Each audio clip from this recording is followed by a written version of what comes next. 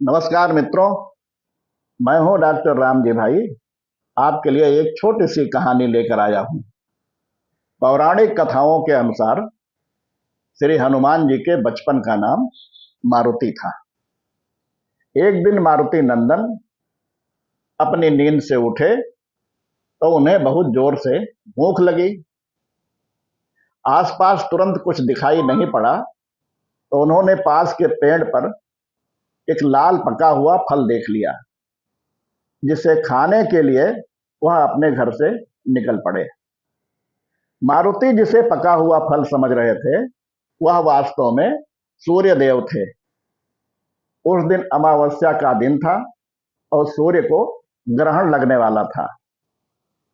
सूर्य देव को राहु के ग्रहण की जानकारी पहले से थी। राहु का ग्रहण का समय होता उसके पहले मारुति नंदन ने सूर्य देव को फल समझकर निगल लिया। ऐसा हो जाने पर राहु को कुछ समझ में नहीं आया कि ये क्या हो रहा है। तब राहु ने इंद्रदेव से सहायता मांगी। इंद्रदेव के बार बार अनुरोध करने पर भी मारुति ने सूर्यदेव को मुक्त नहीं किया, तो इंद्र ने उनके चेहरे पर वज्र से प्रहार किया, जिससे सूर्यदेव तो मुक्त हो गए, लेकिन वज्र के प्रहार से मारुति मूर्छित होकर जमीन पर गिर पड़े और उनकी बाईं ठुड्डी टेढ़ी हो गई। इस बारे में जब मारुति के पिता वायुदेव को पता चला तो वह बहुत क्रोधित हो गए और वह मारुति को लेकर एक गुफा में चले गए। उन्होंने संपूर्ण संसार में वायु का प्रवाह रोक दिया। चारों तरफ हाहाकार मच गया। पूरे ब्रह्मांड में सभी जीव जंतुओं के जीवन पर संकट आ गया। यह देखकर सभी देवता भी परेशान हो गए। इस विनाश को रोकने के लिए सभी देवता एकत्र होकर ब्रह्मा जी के पास गए और अपनी व्यथा बताई।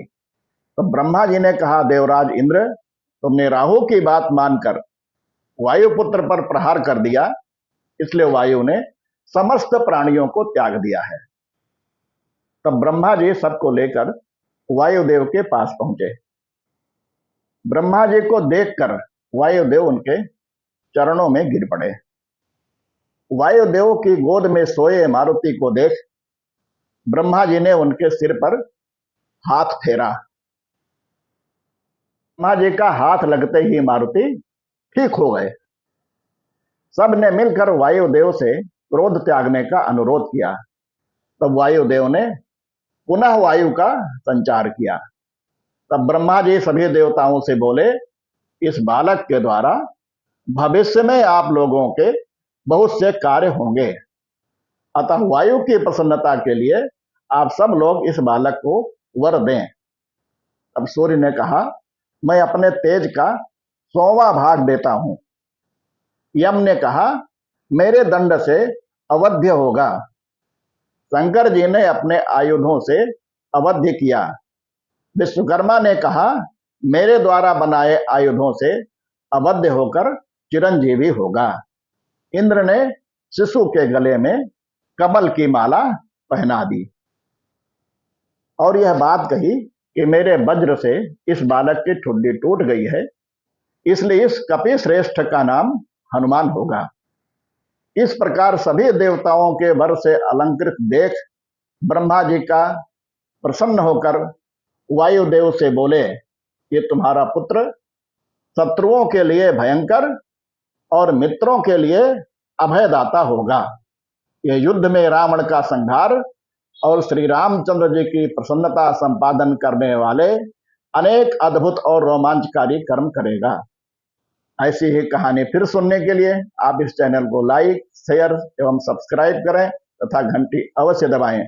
अगले भेंट होने तक सभी को जय श्री राम।